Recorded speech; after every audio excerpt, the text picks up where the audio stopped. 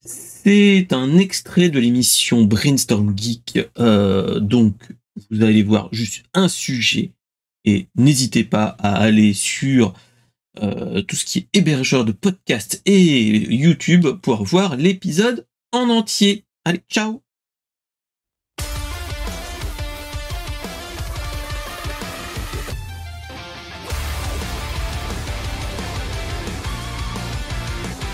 Sur une news qui a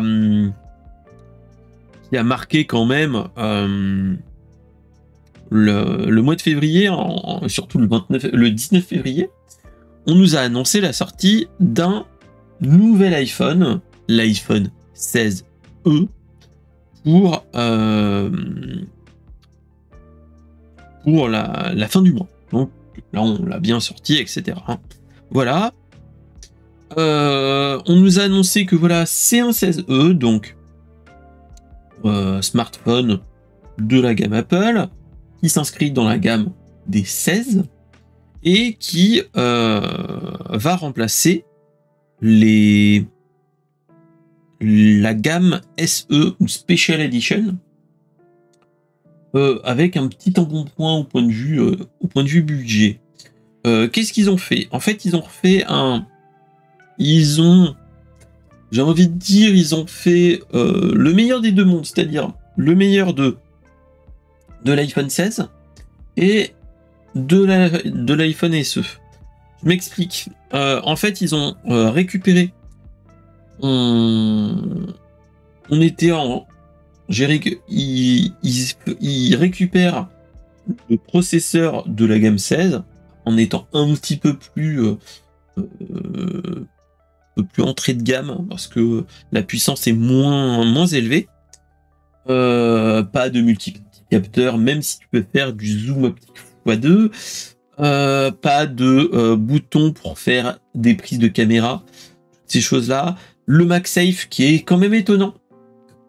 On garde l'USB-C. Alors ça, c'est normal, j'ai envie de vous dire.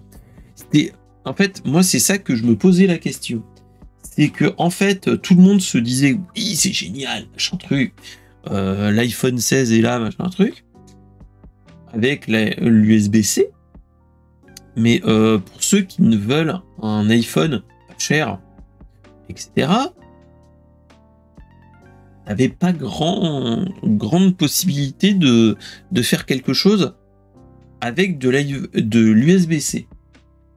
Là, en fait, ce qu'ils ont fait, c'est USB-C et ils sont surtout en conformité par rapport à une chose. Voilà, c'est ils sont en conformité avec l'Union européenne.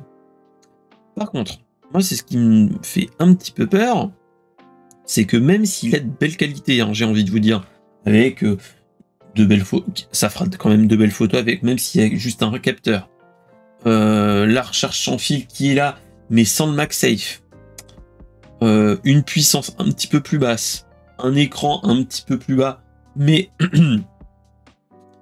sans le Touch ID qui est maintenant que sur Mac, et maintenant c'est les Face ID, ce qui est logique, voilà. On a tout ça qui arrive tranquillement, et après on me dit bon, bah tout ça, c'est au prix de 719€, 128 Go. Alors, pour les derniers iPhone SE, on était autour de 500€, j'ai envie de vous dire. Et là, on me dit bon, l'entrée de gamme 128 Go, 719€. Moi, j'avais envie de vous dire, voilà.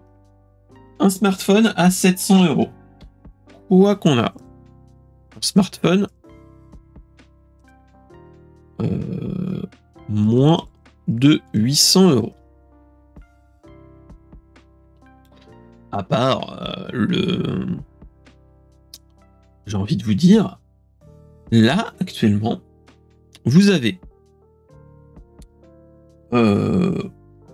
là, je vais faire mon Android fan, mais de l'autre côté, vous avez l'iPhone, le Google Pixel 8 Pro qui est à 500€.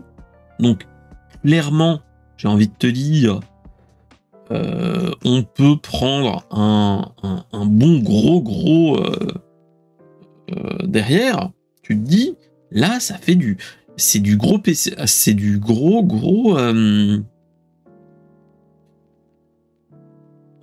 bon téléphone qui est là. Hein. Après, vous avez, mais pour 800 €, même en 700, vous avez pas ceux de cette année, mais l'année précédente, voire même ceux d'il y a 2 ans, des Galaxy S. Je trouve que face à l'iPhone 16e, vous avez quand même des gros mastodontes, j'ai envie de vous dire.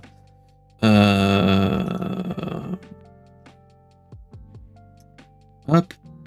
Mais voilà, vous avez tous les Google Pixel 8 Pro qui arrivent, les Galaxy S23, S24 qui sont là, les S23 Ultra peut-être aussi. Mais je sais pas comment ils vont faire. Hein. Clairement, 700 €, voilà. 700 €, un S24. Ou un Google Pixel Pro. Voir un Google Pixel Pro 9, on serait à quel prix? Parce que on serait sur le Google Pixel normal à 900 €. Donc déjà tu te dis un Google Pixel 9, moi j'ai le 8A, il est bien hein, voilà, tu peux faire de bonnes choses en téléphone dit smartphone Android. Voilà. Là, voilà. Ou même les Xiaomi, vous avez peut-être même des Xiaomi vraiment pas à ce prix-là, plutôt bon. Hein. Donc bon, on commence à 719 € jusqu'à 1099 pour le 512 Go. Pourquoi pas?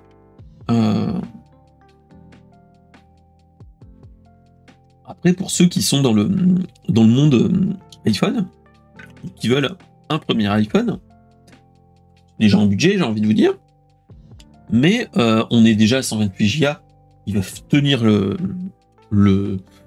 il va tenir la distance. Après, j'ai envie de vous dire,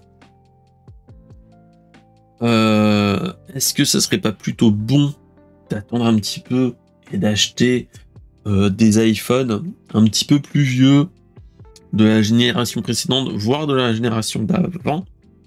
Voilà.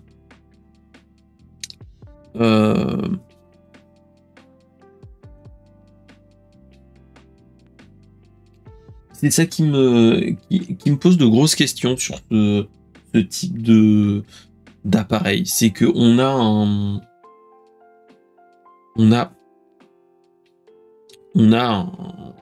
un beau téléphone, hein, faut pas se leurrer, hein. Mais il a le cul entre deux chaises. C'est l'entrée de gamme des iPhones. iPhone 16 comme entrée de gamme un petit peu, j'ai envie de vous dire. Ça remplace les iPhone SE de 2022, hein, voilà. T'as quand même l'encoche avec tout ce qui est capteur, etc. Bon. Mais dans l'absolu, ça peut être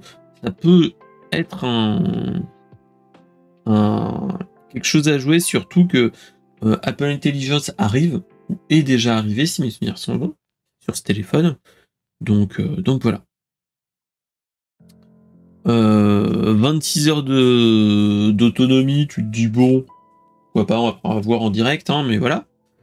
On est quand même sur un bon téléphone, n'empêche, et on pourra faire quelque chose avec. Donc en tout cas, j'ai envie de vous dire, qui vivra verra, hein, mais ce téléphone est plutôt bon. On est qu'au tout début, donc on va voir ce qu'il en est. Mais ouais. Il risque d'être très très bon dans la continuité. Voilà. Je pense qu'on a fait un petit peu le tour. N'étant pas du tout un Apple fan, moi je dis bravo de ce qu'ils en font, mais faire moins cher, enfin, dans le reconditionné, il y aura toujours moins cher, mais dans le dans le neuf pour Apple, il n'y a pas grand-chose. Hein. Enfin, là, allez, disons Apple France, iPhone. On a l'iPhone 15 qui commence à 800 €. Donc, on est un petit peu au-dessus, j'ai envie de dire, que l'iPhone 16e. Mais moi, j'ai envie de vous dire, ce téléphone-là, ça sent clairement le téléphone qu'on aimera avoir, entre guillemets, en souscription. Je m'explique, pour les téléphones avec engagement, avec des forfaits avec engagement, je pense qu'il peut il peut ressortir vainqueur à ce niveau-là. Et sinon, en nu, je vois pas trop. Autant prendre un téléphone peut-être plus Android. Après, je suis peut-être pas très objectif à ce niveau-là, mais voilà. Ces émissions sont d'abord pour moi, mais aussi pour vous. Et si vous pensez qu'il y a des personnes qui seraient intéressées à regarder ces émissions, partagez-leur. Mais surtout, n'hésitez pas à mettre le pouce en l'air ou le pouce en bas. Et surtout de le partager. Salut!